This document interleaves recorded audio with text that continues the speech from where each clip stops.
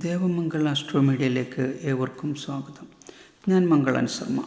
ദേവമംഗൾ ആസ്ട്രോമീഡിയയ്ക്ക് നിങ്ങൾ നൽകുന്ന സഹകരണത്തിന് നന്ദി. ഇന്ന് ഞാൻ പറയുന്നത് അടുക്കള, ഭക്ഷണമുറി, സ്വീകരണമുറി ഇവയുടെ സ്ഥാനം ഭവനത്തിൽ ഏതേതു സ്ഥാനത്തായിരിക്കണം എന്നതിനെക്കുറിച്ചാണ്. അടുക്കളയുടെ സ്ഥാനം ശരിയായ ദിശയിലല്ലെങ്കിൽ ഗ്രഹത്തിലുള്ളവർക്ക് ഏറെ ദൂഷ്യഫലങ്ങൾ ഉണ്ടാക്കും. പ്രത്യേകിച്ചും സ്ത്രീകൾക്ക്. ഗ്രഹത്തിൽ സ്വരച്ചേർച്ചയില്ലായ്മ, സാമ്പത്തിക ബുദ്ധിമുട്ടുകൾ, അധിക ചിലവ്, സ്ത്രീകൾക്ക് വയറു സംബന്ധമായ ബുദ്ധിമുട്ടുകളോ അസുഖങ്ങളോ എന്നീ ദോഷഫലങ്ങൾ അനുഭവപ്പെട്ടേക്കാം.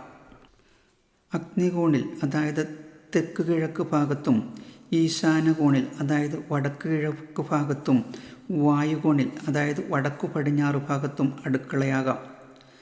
വടക്ക് കിഴക്ക് എന്നത് വടക്കിനിയുടെ ഭാഗമായതിനാലും തെക്ക് കിഴക്ക് എന്നത് കിഴക്കിനിയുടെ ഭാഗമായതിനാലും ഉത്തമം തന്നെ. വടക്കു പടിഞ്ഞാറ് ഉത്തമമാണെങ്കിലും കേരളത്തിൽ ഭൂരിപക്ഷം അടുക്കളകളും വടക്ക് കിഴക്കാണ്. കേരളത്തിൻ്റെ കാറ്റിൻ്റെ ഗതി തെക്കു പടിഞ്ഞാറ് നിന്നുമാണ്. ഒരുപക്ഷെ അതുകൊണ്ടാവാം പഴയ തറവാടുകളിലെല്ലാം തന്നെ അധികവും അടുക്കളകൾ വടക്ക് കിഴക്ക് ഭാഗത്താണ്. തെക്ക് കിഴക്ക് അടുക്കള വരുമ്പോൾ വർക്കേരിയ കിഴക്ക് വശത്ത് വരരുത്, എന്നാൽ വർക്കേരിയ തെക്ക് വശത്താകാം. തെക്ക് കിഴക്ക് വരുന്ന അടുക്കള വെജിറ്റേറിയൻ ഭക്ഷണം പാകം ചെയ്യാനാണ് ഉത്തമം. ഭക്ഷണം പാകം ചെയ്യുന്നതിന് പഞ്ചഭൂതങ്ങളിൽപ്പെട്ട അഗ്നി, ജലം, വായു തുടങ്ങിയ ആവശ്യമാണ്. അതിനാലാണ് ജലത്തിൻ്റെ സ്ഥാനമായ വടക്ക് കിഴക്ക് മുറിയും അഗ്നിയുടെ സ്ഥാനമായ തെക്ക് കിഴക്ക് മുറിയും വായുവിൻ്റെ സ്ഥാനമായ വടക്കു പടിഞ്ഞാറ് മുറിയും അടുക്കളയ്ക്ക് സ്ഥാനമാകുന്നത്. വടക്ക്, കിഴക്ക്, പടിഞ്ഞാറ് എന്നീ ദിക്കുകളിൽ അടുക്കളയുടെ വാതിലുകൾ നിർമ്മിക്കാം. ജനലുകൾ കിഴക്കോ പടിഞ്ഞാറോ ആകാം. ഉച്ചസമയത്ത് സൂര്യരശ്മികൾ അടുക്കളയിൽ പതിക്കുന്നത് ഗുണകരമല്ല.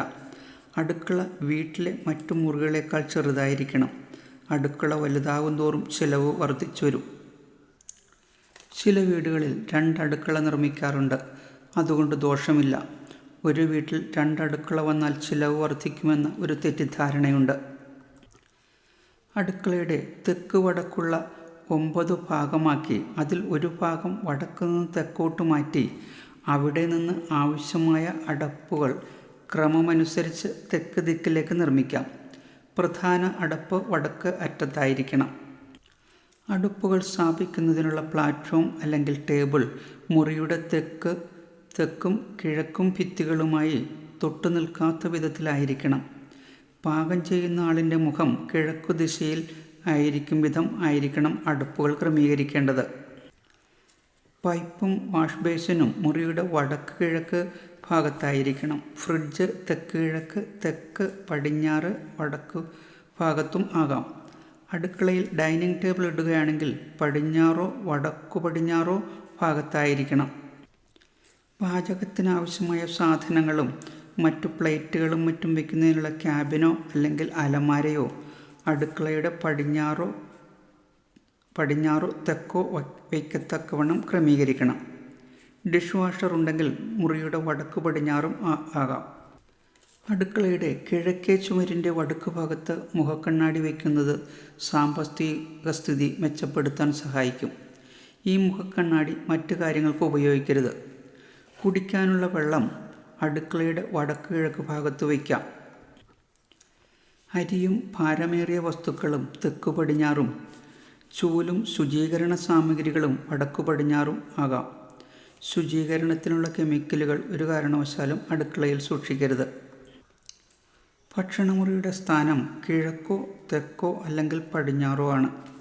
ഭക്ഷണമുറി അടുക്കളയുടെ തുടർച്ചയായോ ഒരു പ്രത്യേക മുറിയായോ നിർമ്മിക്കാം.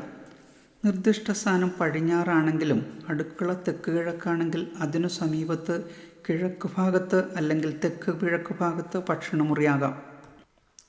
ഇനി വടക്കു പടിഞ്ഞാറാണ് അടുക്കളയെങ്കിൽ പടിഞ്ഞാറ് ഭാഗത്തും ഭക്ഷണമുറിയാകാം. ചുമരുകളിൽ നിന്നും അകലെ ആയിരിക്കണം ഡൈനിങ് ടേബിളിൻ്റെ സ്ഥാനം. ദീർഘചതുരാകൃതിയിലുള്ള ഡൈനിങ് ടേബിളാണ് ഉത്തമം.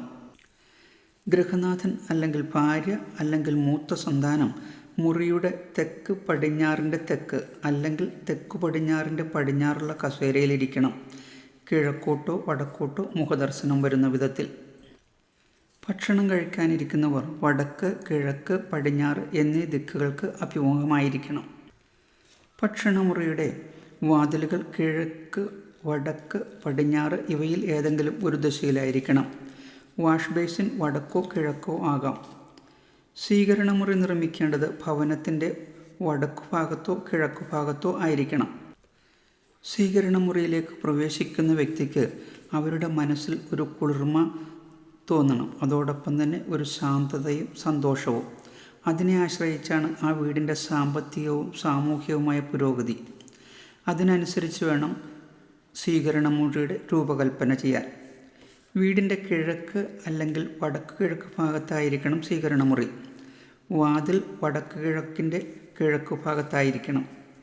വീട്ടിലേക്കുള്ള പ്രവേശന മാർഗത്തിലാണ് സ്വീകരണമുറിയെങ്കിൽ അകത്തേക്ക് കടക്കുമ്പോൾ നിങ്ങളുടെ വലതുഭാഗത്ത് കൂടുതൽ സ്ഥലം ഉണ്ടാകത്തക്കവണ്ണം മുറി നിർമ്മിക്കണം. മുറിക്കുള്ളിൽ പ്രവേശിക്കുന്ന വ്യക്തിക്ക് പ്രഥമ ദർശനത്തിൽ തന്നെ അവിടെ വിശാലമാണെന്നൊരു തോന്നലുണ്ടാകണം. വടക്കും കിഴക്കും ആവശ്യത്തിന് സ്ഥലം ഒഴിച്ചിട്ട് തെക്കും പടിഞ്ഞാറും ഭാഗങ്ങളിൽ ഫർണിച്ചറുകൾ ക്രമീകരിക്കണം. ഇരിക്കാനുള്ള ലഘു ഫർണിച്ചറുകൾ കിഴക്കോ വടക്കോ ദിശയിലാകാം. ഗൃഹനാഥൻ കിഴക്ക് അഥവാ വടക്ക് ദിശയ്ക്ക് അഭിമുഖമായിരുന്നു വേണം അതിഥികളോട് സംസാരിക്കാൻ.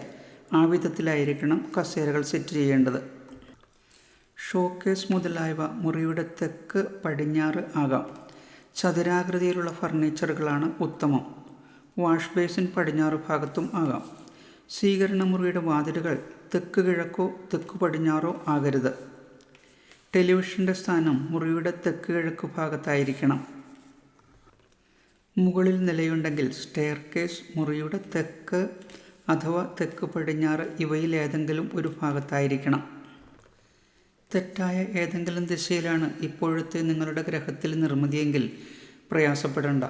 ഉത്തമനായ ഒരു കർമ്മിയെക്കൊണ്ട് പഞ്ചശിരസും വാസ്തുയന്ത്രവും യഥാവിധി കർമ്മങ്ങൾ ചെയ്ത് അദ്ദേഹം നിർദ്ദേശിക്കുന്ന സ്ഥലത്ത് സ്ഥാപിച്ചാൽ മതി. ദോഷങ്ങൾ മാറി ശുഭസ്ഥിതി കൈവരും. എല്ലാവർക്കും ഒരു ശുഭദിനം നേരുന്നു. ഓം ശ്രീ മഹാദേവിയേ നമഃ.